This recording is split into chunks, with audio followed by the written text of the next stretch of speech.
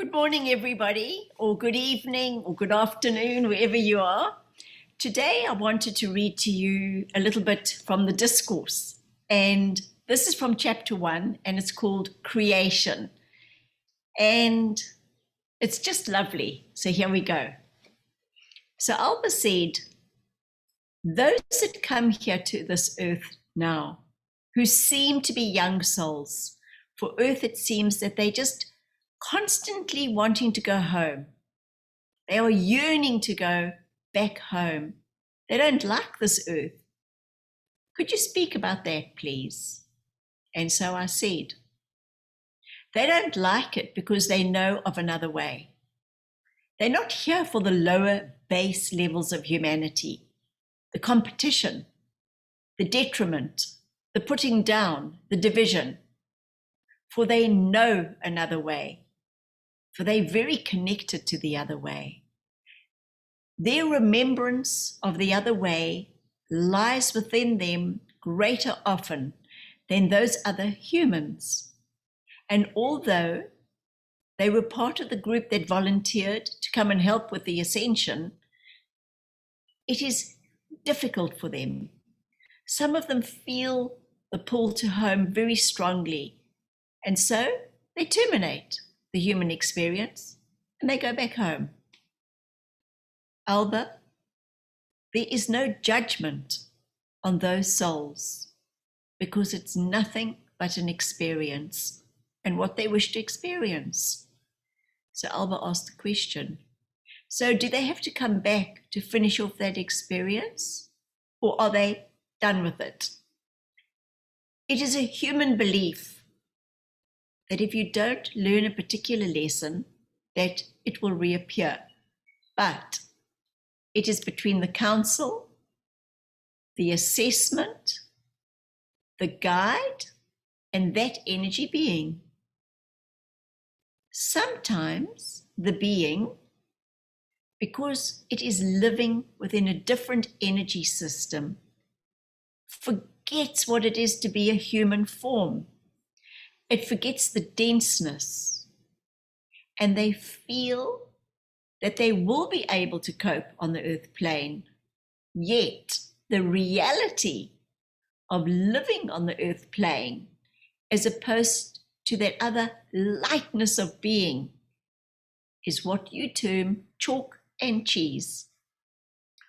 Although some were guided not to come back to the earth plane so quickly, in their haste for evolution, they disregarded the guidance because of free will, and they came back and they found out that the guides were correct, and so they go back.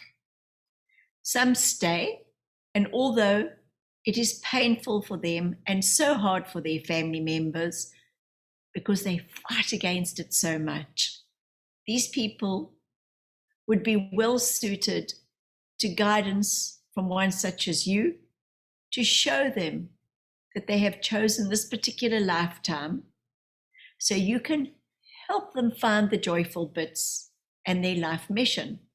For all have a life mission. And when those that choose to go home get reminded of their life mission, many of them are alleviated of their dark thoughts, because now they can see the light on their path. So she says, does their soul choose their life mission, or is it picked for them? Well, both. A soul group can decide as a group to go on a mission, a particular mission, or individuals can volunteer, or because of their qualities, excuse me, they can get chosen.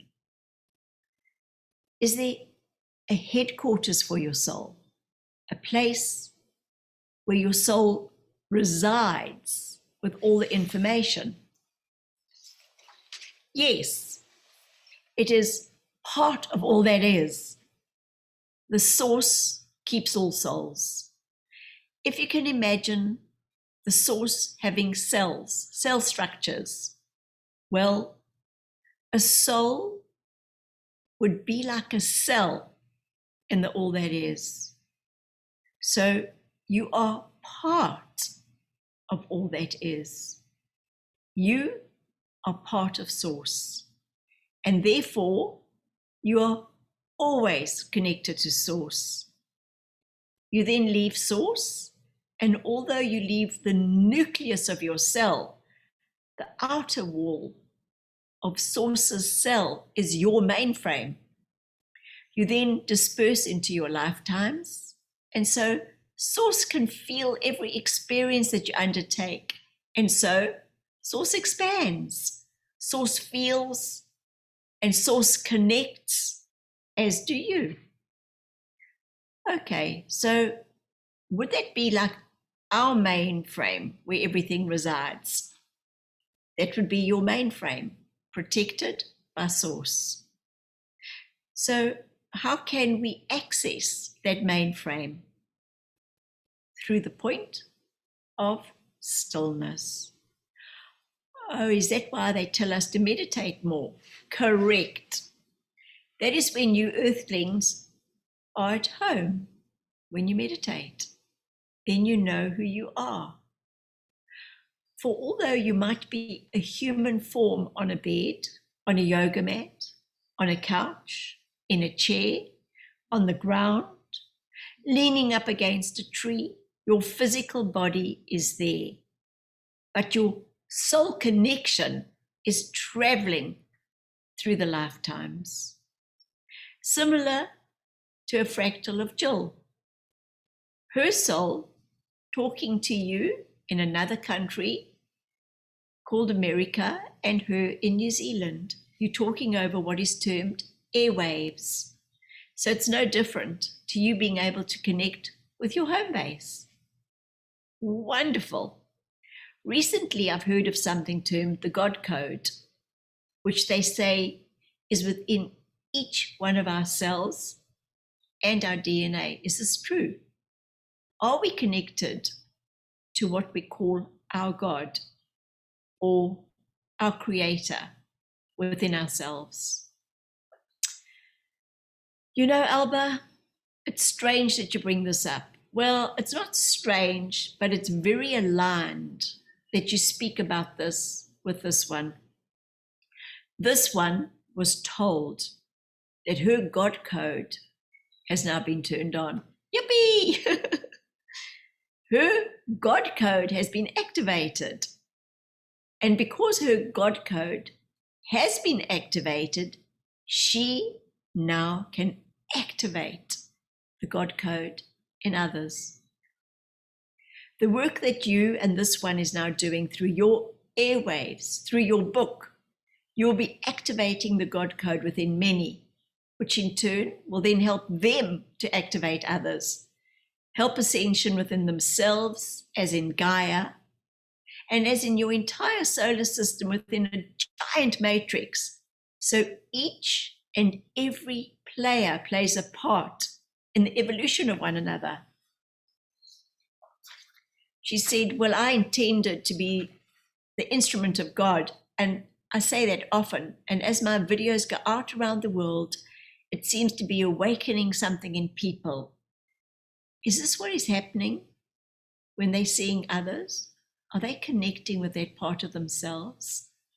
And I replied, Alba, this one has now told you about the cell structure of God, Source, the One, call it whatever you like. As she has her headquarters there, as you have your headquarters there, she has used the analogy now of the rampart, where the arrows couldn't get through the walls, and there are many that lie dormant, too scared to break through. What you are is an activated light encoder. Your energy, frequency, sound is what is used as a key to activation. It is your ankh or your ankh.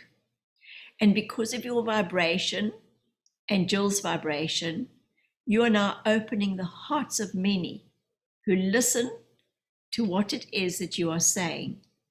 For Alba, Without your skills and ability, those that you've been hypnotizing would not be reverberating to the masses. So we would like to applaud you for your mission, for you've embraced your mission, and as a result, you will get satisfaction as you open up the satisfaction in others. And as this one's mission is to teach people who or what they are, that is exactly your mission as well. Wonderful. She said, you know, you spoke about the voice. That is something that Jill was questioning. They say the fingerprint is unique to a human, but what about the voice? Is that also unique? Your voice is who you are because it differentiates you from another. Your voice is your energy. Your voice is your photonic structure. There is no one with your voice. So we would like to say, what are you doing with your voice? Are you using your voice as a weapon? Or are you using your voice as a gentle stream? Your voice is one of the strongest parts of your human system. For many bodies get diseased, crushed, malformed, and yet you still have a voice. Many are in wheelchairs. Many have disfigurements, but they are what you call motivational speakers. And how do they reach the masses? With their voices. We do not wish the voices of humanity to lie low. This time, in the time of human ascension, is the time for your light portal to be open and for your words to be used. We wish for humanity to go into their point of stillness. Once they've connected with themselves through their line of communication to Source, and when they have listened to that voice, what is it that they wish to say? How do they wish to be governed? How do they wish for this earth to be? To then remember that they are part of what is called a human race.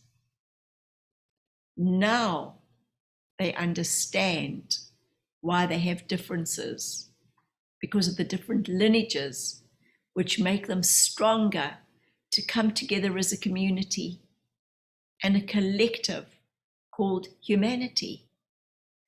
These are the lessons that they need to learn, to work together as very strong links on a chain, so all may evolve forward. She said, well, thank you. Can I ask who we've been speaking with today? And I said, Urka. Very good. Thank you so much. Is there any message that you have for Jill or me or anyone in particular outside this discourse? Well, we put you and Jill together just a few human years ago, and yet, Alba, look what has happened from your connection. She, through her sister, brought 49 humans together. You both then went and met your soul family in Peru. And what happened to you, Alba, and this one in Peru, were new strands of photons, an energy pattern being laid down, a new grid work. For both of you working together have formed a very strong pattern. For as one holds an individual pattern, one can also hold patterns with another. As Alba, you have a pattern with one called Antonio. You have another pattern with one called Blair, which is Dabash. You have another pattern with this one, Jill. All produce different work, but all working together for humanity. We know that Jill has been treading water, knowing that she had something to accomplish, but she couldn't see what it was or even know what it was. And when we showed her on Wednesday the nature of her mission, for the first time in many years, this one felt what you would term complete, because she has now contained herself in self. So she's now self-contained. She can see her path. She can see herself in God. She now sees her God structure. She now sees the God in her.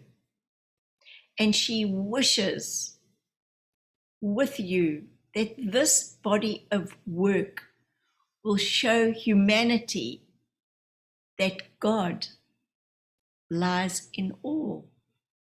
So if you're listening to this, God lies in you. So what is it that you can achieve? So Urka is my soul manager. We all have a soul manager that looks after our soul, and that little soul, or that big soul, resides in the all that is. So then we are part of the God structure. And what are you doing with this adventure? And I've decided I will just read snippets of the discourse, this book that you can just get from Amazon at any time.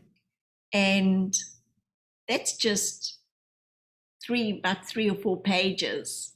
And there's I think there's 274 pages. And each snippet is so deep. So there they are, they're speaking about people who decide to terminate their lives, which we call suicide. No judgment. They've come to experience something. They thought it was going to be a certain way. And it worked out, you know what? They decided this is too much for us. We can't handle this at the moment. And off we go. And I love it that they give you that comfort, that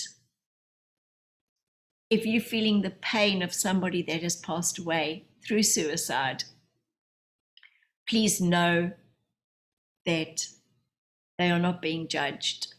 They are being loved and held and nurtured. And they came for a short period of time.